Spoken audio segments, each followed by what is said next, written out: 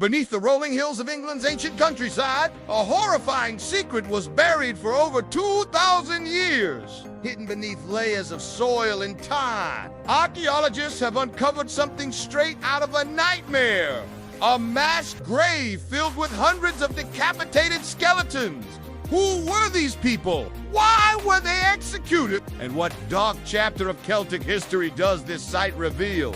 In the quiet town of Driffield, East Yorkshire archaeologists made a shocking discovery. During a construction project in the village of Pocklington, teams unearthed more than 300 human skeletons, all buried in what appeared to be deliberate ceremonial positions. But what truly stunned researchers was this. The vast majority had been decapitated. Skulls were placed next to the bodies, some between the legs. In many cases, heads were missing entirely. Carbon dating placed the remains to approximately 400 BC, the Iron Age peak of Celtic tribal power in Britain. The Celts were a collection of tribal societies across Europe, fierce warriors, skilled artisans, deeply spiritual people. They stretched from Ireland and Britain to Gaul, and even as far as modern-day Turkey. In Britain, their world was ruled by clan loyalty, ritual warfare, and honor through combat. Human sacrifice was not uncommon. They believed the head was the seat of the soul. Decapitation wasn't just punishment, it was power.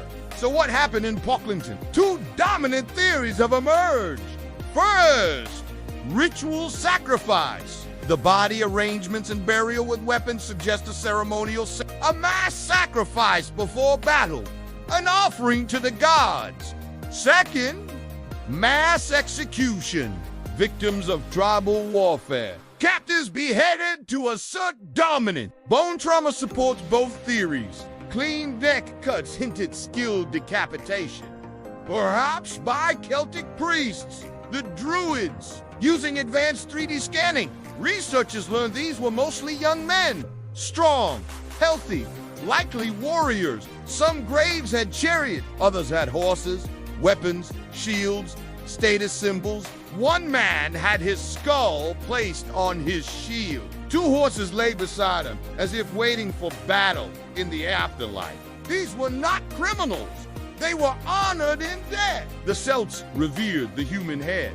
It wasn't just a body part, it was the soul's vessel. Roman writers claimed Celts preserved enemy heads in oil, then displayed them as trophies. This might explain the deliberate decapitations, a sign of spiritual respect, not cruelty. This grave may be the largest evidence of the so-called Celtic cult of the head.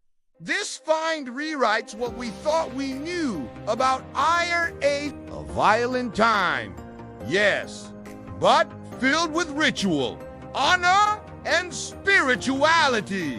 To the Celts, death wasn't the end. It was a transition, a transformation. These decapitated bones are echoes of a worldview lost to time. Who ordered these burials? Were they sacrifices or vengeance? And how could something so massive be forgotten for centuries?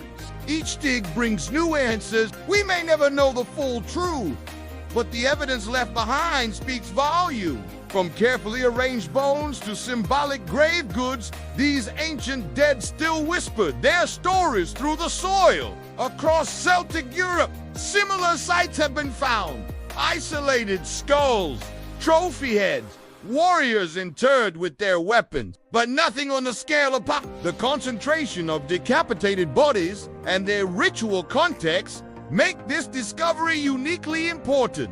It's a glimpse into the spiritual and political life of the Iron Age, a culture that honored its dead, not just in burial, but in transformation. The Druids, Celtic priests, and scholars were believed to conduct rituals involving human sacrifice. Could they have presided over the ceremonies at Pocklington? Were these offerings made to secure victory in war or ensure a good harvest? Or were they political executions meant to intimidate enemies and unify clans? Further studies into DNA and isotope analysis may reveal the origins of the buried, whether they were local Britons or captives from rival tribes. If they were outsiders, the grave may represent a mass execution. If locals, then ritual honor becomes more likely. But even science may not provide a clear answer. The past often speaks in fragments. Still, this grave reminds us of the complexity of ancient cultures. The Celts were not mindless savages. They had beliefs, traditions,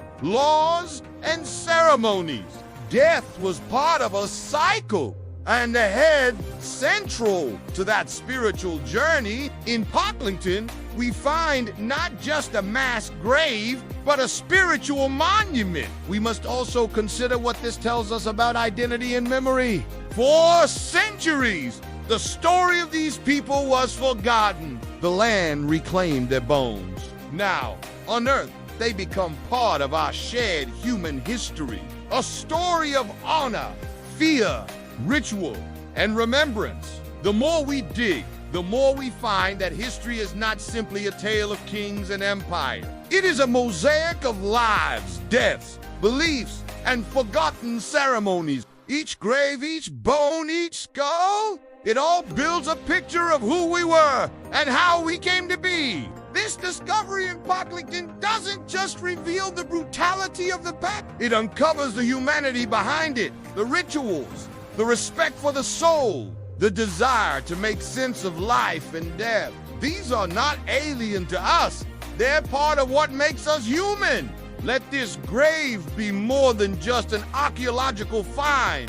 Let it remind us that behind every ancient ritual is a human heart. That even in death, there was meaning.